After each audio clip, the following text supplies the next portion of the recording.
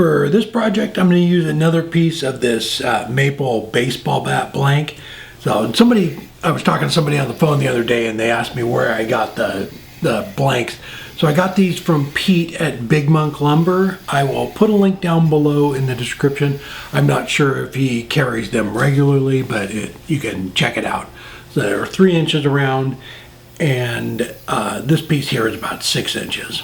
So I'm using the calipers.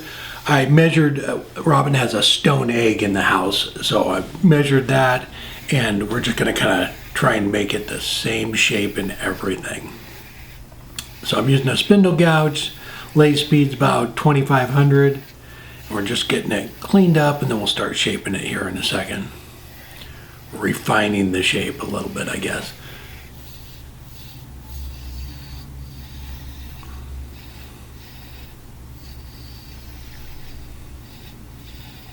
So for projects, especially if you need something straight grain maple or just little pieces to turn, these baseball bat blanks are perfect for that.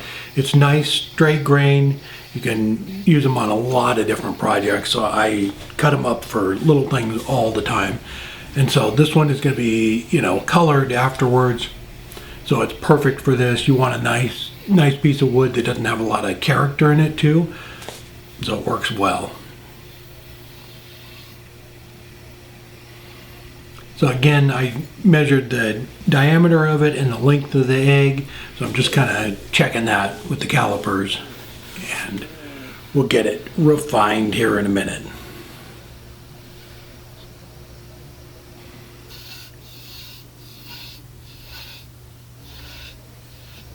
I have the egg sitting over there on the table next to that water bottle. That's the thing I keep checking. I brought it in from the house. Make sure it was right.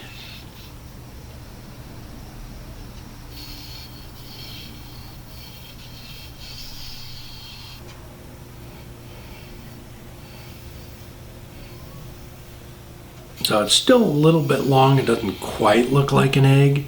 So I grab the calipers again and take a little bit off the top. It was a little tall and skinny.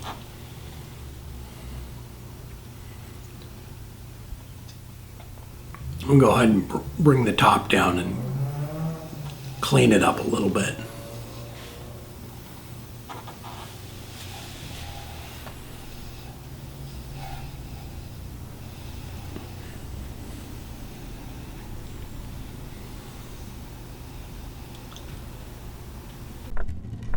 Help support the companies that support our community.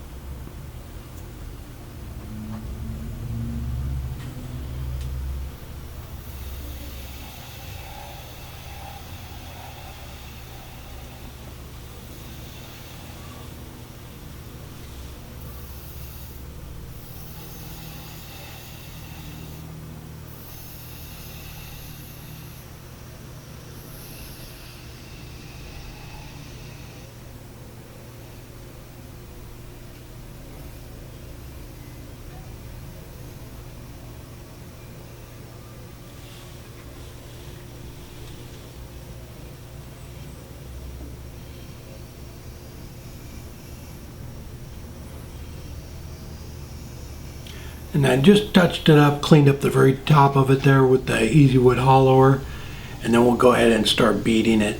So I used the D-Way beading tool on this, and I will have a link down below in the description which one it was. This is the smallest one I have, and I'll give you the size down there in the description which one it is. Normally I use I believe it's 3/16 on most of the stuff basket illusion stuff I do, or beads, but this one's a lot smaller, so it's gonna, when we put the pattern on, it will look a lot better if you do smaller beads. So I'm just going through and beading the whole thing.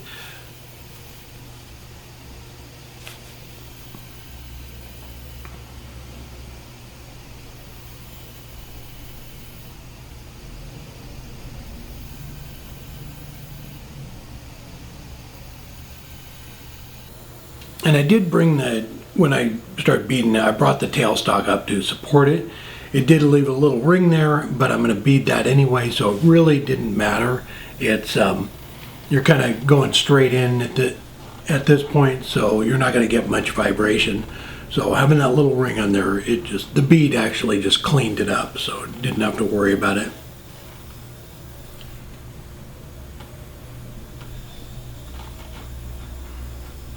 And it did leave a little spot there in the center, but we'll just clean that up and then color that when we get to the coloring. So I used the wire burner to burn most of the grooves there. So it works fantastic. Just kind of wrap it around a little bit. As soon as it starts to smoke, just let off, move to the next one.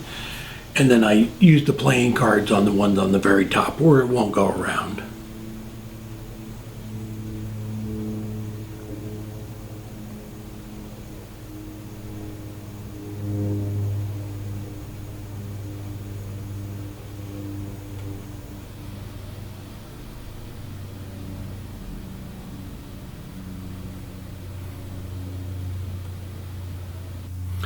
So I'm going to start burning it along it from top to bottom.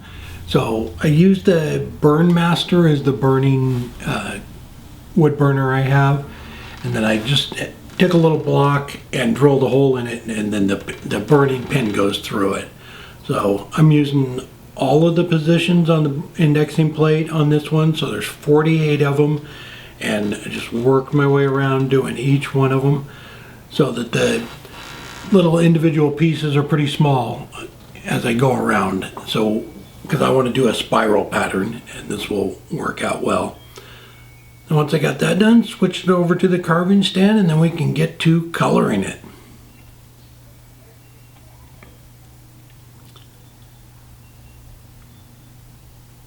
So I just used these pins to color, and I just did a spiral pattern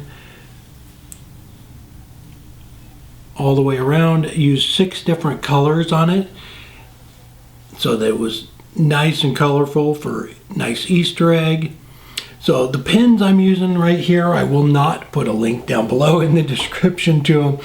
If you want to make something like this, I just used these pins because it was just a video, but if I was going to give this to somebody or try and sell it, I would not use regular felt pins. They worked okay, but they bleed, they don't last very long.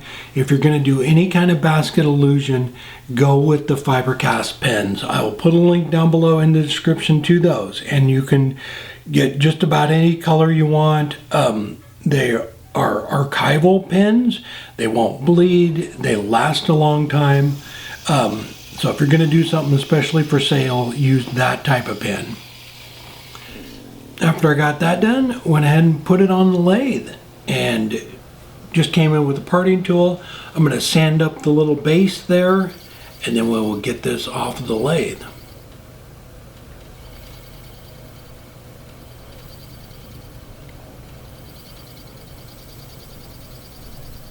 So I worked on it for, probably half an hour, would come back and work on it again.